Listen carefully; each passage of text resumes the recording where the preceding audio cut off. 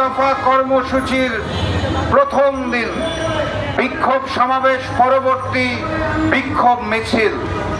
মূলত আজকে কিছুক্ষণের মধ্যেই এখান থেকে আমরা বিক্ষোভ মিছিল শুরু করব। আপনারা সদল বলে অংশগ্রহণ করবেন।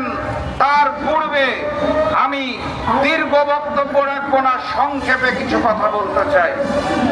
সংগ্রামী সাথী এবং বন্ধুগণ, আপনারা জানেন গত কিছুদিনের মধ্যে বাংলাদেশের বিভিন্ন গুরুত্বপূর্ণ স্থানে অগ্নি সন্ত্রাস করা হচ্ছে। অনেকেই এই অগ্নি সন্ত্রাসগুলোকে বিক্ষিপ্তভাবে দেখার চেষ্টা করছেন। অনেকে দুর্ঘটনা বলে এই জাতীয় অগ্নি সন্ত্রাস আমাদের উপর চাপিয়ে দেওয়ার চেষ্টা করছেন। বিচ্ছিন্নভাবে দেখার সুযোগ নাই। মিরপুরে যে অগ্নিকাণ্ড, চট্টগ্রাম ইপিজেডের অগ্নিকাণ্ড, ঢাকা বিমানবন্দরের অগ্নিকাণ্ড, সকল অগ্নিকাণ্ড একই সূত্রে গাঁথা। বাংলাদেশকে অস্থিতিশীল করার জন্য হিন্দুস্তানের নির্দেশনায় আওয়ামী সন্ত্রাসীদের কার্যক্রমে বাংলাদেশকে অস্থিতিশীল করার জন্য চারপাশে আগুন সন্ত্রাস চলছে। আমরা সবই জানি এবং বুঝি। এই আগুন সন্ত্রাস আওয়ামী লীগের নতুন কোনো ঘটনা নয়। সন্ত্রাসী সংগঠন আওয়ামী লীগ অতীতে বহুবার এই আগুন সন্ত্রাসের মাধ্যমে বাংলাদেশকে একটি জঙ্গি রাষ্ট্রে পরিণত করার স্বপ্ন দেখেছিলেন। বাংলাদেশের জনগণ অতীতেও আওয়ামী লীগের ষড়যন্ত্রকে রুখে দিয়েছে। আগামীতেও এই হিন্দুস্তানি আওয়ামী অগ্নি সন্ত্রাসকে রুখে দেবে ইনশাআল্লাহ।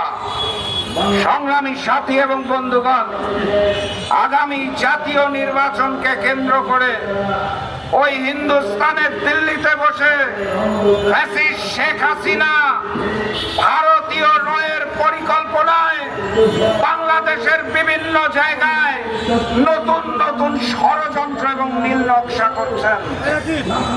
ফ্যাসিস্ট শেখ হাসিনা পালিয়ে যাওয়ার পর আপনারা যদি মনে করে থাকেন এখন শান্তিতে ঘুমানোর সময় এসেছে, তাহলে আমি দুঃখের সাথে জানাতে চাই আন্দোলন শেষ হয় নাই, সংগ্রাম শেষ হয় নাই, জনগণের সরকার প্রতিষ্ঠিত হয় নাই, হিন্দুস্তানের ষড়যন্ত্র থামে নাই।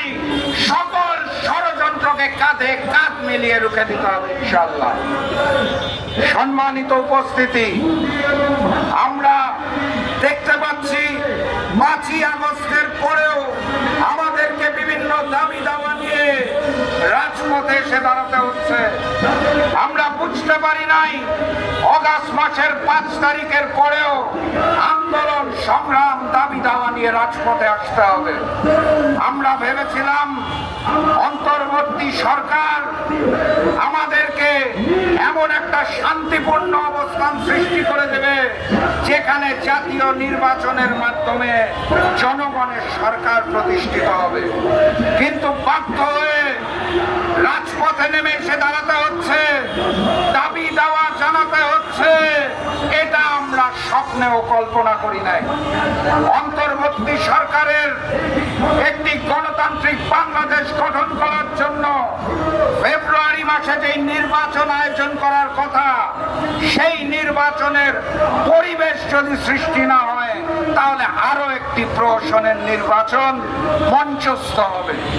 অতএব আমি অন্তর্বর্তী সরকারকে স্পষ্ট ভাষায় জানিয়ে দিতে চাই, ফেব্রুয়ারিতে জাতীয় নির্বাচন আয়োজন করতে চান করেন, তার পূর্বে লেভেল প্লেইং ফিল্ডটা ব্যবস্থা করতে হবে। জাতীয় নির্বাচনের পূর্বে দ্রুততম সময়ের মধ্যে আমাদের লেভেল প্লেইং ফিল্ড দরকার।